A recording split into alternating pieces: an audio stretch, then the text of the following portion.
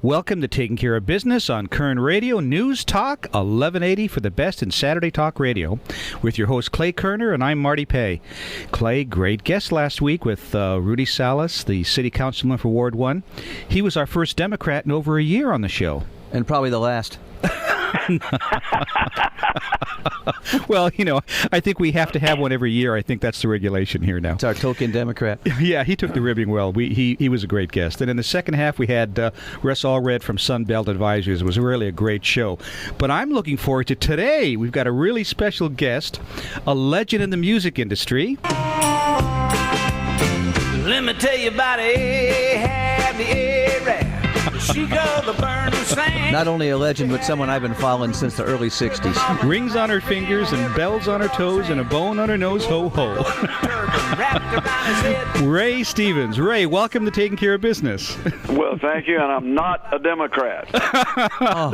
That's pretty obvious from your the stuff that you've been doing lately. Ray, I've got to ask you a question about that song. I think I was trying to look it up last night, but that song is what, 62, 63? 62, you're right. Okay, because I was about 12 years old at the time. I remember when that song came out. So that Me too. Yeah, you were about 12 at the time. Number 5 on the Mercury hit list, as a matter of fact. Is that what it was? I did a little research. I spent the whole evening listening to music and watching videos. Well, I bet you're about burnt out, aren't you? Pretty much, yeah, but I still love you, Ray. No, great stuff. Oh, well, okay. Great Thanks. stuff. Could you get away with that song today? I mean, you know, you'd almost have a jihad, you know, after you with that song. A fatwa, as they say. Meanwhile, you know, everybody's so politically correct and closed-minded today. No, you couldn't put that out today. There's not an evil thought in it. I mean, there's no prejudice or racism or anything else in that song. That is a pure fantasy, meant to be funny comedy song that I wrote the night before the session. I had read Arabian Nights, which is a classic book when I was a kid, and the night before the session, in 1962, I didn't have anything that I liked to record, and so I wrote this song in desperation. I wrote it in about 45 minutes, and sure enough, we cut it the next morning, and it came out that summer and was a big hit. You know, I want to talk a little bit about your past before we talk about your present, which is kind of exciting, but you came from a little town in Georgia, Clarkdale, Georgia? Yes, no S, just Clark, no Clarks. Clarkdale, Georgia, and it was back then and still is about 20 miles north of Atlanta. However, I think now it's part of Atlanta because Atlanta has expanded so greatly in the last, how long ago has that been? Wow, 50 years or whatever. Yeah. Meanwhile, back in those days, we were just out in the sticks, a little cotton mill town. Well, it's funny. The reason I know it's Clarkdale, not Clarksdale, is a mutual friend of Clay's and mine lives not too far from there. But doing a little research last night, something that amazed me, you played partially with the Jordanaires, who backed up Elvis Presley once upon a time. Well, yeah, when I moved to Nashville, I became friends with the Jordanaires, and when one of their guys would get sick, they'd call me to fill in, you know, on sessions, and I did a lot of sessions with them. I was very flattered and happy to do it because they paid well back in those days. Well, not only that, you worked with some really big stars: Brenda Lee, Brooke Benton, Patti Page, B.J. Thomas, Dolly Parton. You really got around. Yeah.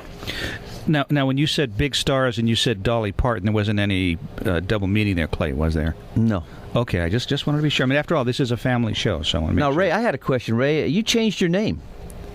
I didn't do it. I'm Ray Ragsdale, born Harold Ray Ragsdale, and when I made my first record, I was 17, and the producer said, "I don't like your name," and I said, "Well, what's wrong with it?" He said he had read a book when he was a kid, and it had a dog in it named Rags, and he was reminded of a dog, and I said, "Well," I said, "You're going to make my mama mad if you change my name." He said, "What's your mama's maiden name?" I said, "Stevens." He said, "That's a good name." And I said, "Well, hey, you're going to make my dad mad." He said, "Well, we can't make everybody happy." I said, "Okay."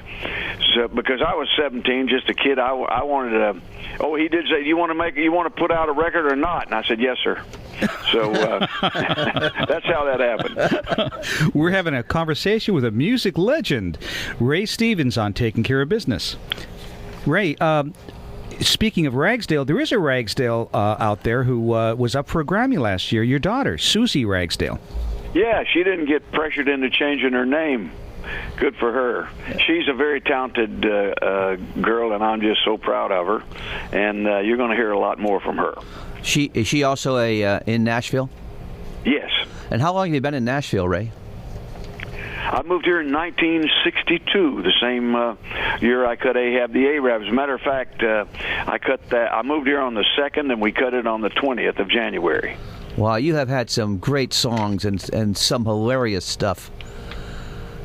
I just don't know where to go with this because there's so many songs I'd love to play. You've got political songs. You've got, like, Ahab the Arab was probably 40, 50 years ahead of its time now. Yeah, looking back. Well, the great thing, Ray, about your stuff is, looking at YouTube, I read last night that you've had over 1,500 hits, or 15 million hits on YouTube. Well, I think it's about 25 million hits. You shorted me 10 million, but that's okay. Who's counting? Sorry about that. Wow, 25 million hits. Because, your kind of humor is great, on the old LPs, but, now when you can have the visual along with it, because your visuals are fantastic. Your stuff is really, really good. Well, thank you so much.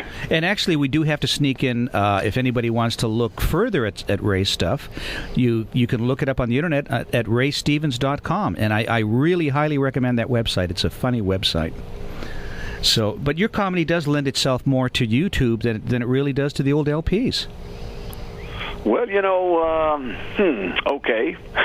Well, I mean, with your visuals and everything, Yeah, because we're having a lot of fun producing all the videos of the song. Of course, back in the day, there weren't any videos made. Videos were considered only a promotional tool for records back when the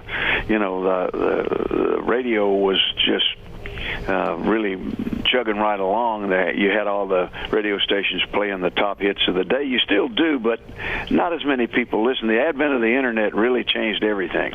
Mm-hmm. Ray, you spent a lot of time, I think, in Branson, Missouri.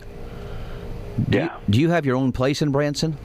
I did. I built it in 1990 and worked 1991, 92, 93 there in my own theater. And, I rented it to other people after that, and then I wound up going back and working in 2004 and 2005 in the theater, and then I sold it in 2006 to RFD TV. So you're not doing anything in Branson anymore then? Well, I work Branson occasionally at other theaters. I worked last fall, I worked 6 weeks at the Welk Theater there. Oh, yeah. Now, do you have any pending tours coming up?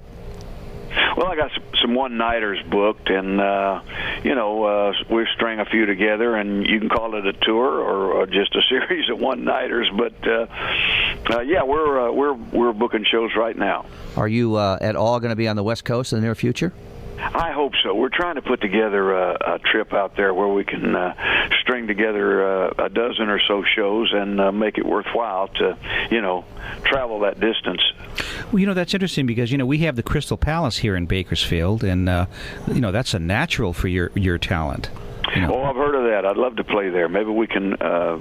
I'll speak to my booking agent. Maybe we can work that out. That'd be great. That would be fantastic. It's a great venue, and it's really cozy. It's very not formal. Great venue. Mm-hmm. Yeah, it's a perfect place for you to be at, and it's it's the home of Buck Owens, and it's just Buck Owens. Yeah. I mean, it's to me that's always been Bakersfield in a lot of ways is Nashville West. So. Especially when it comes to Buck Owens. And well, there sure is a lot of interest in country music in Bakersfield, no doubt about that. Yep.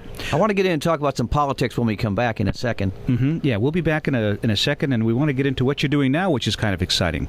We're having a conversation with a legend, Ray Stevens, on Taking Care of Business on Kern Radio Newstalk 1180.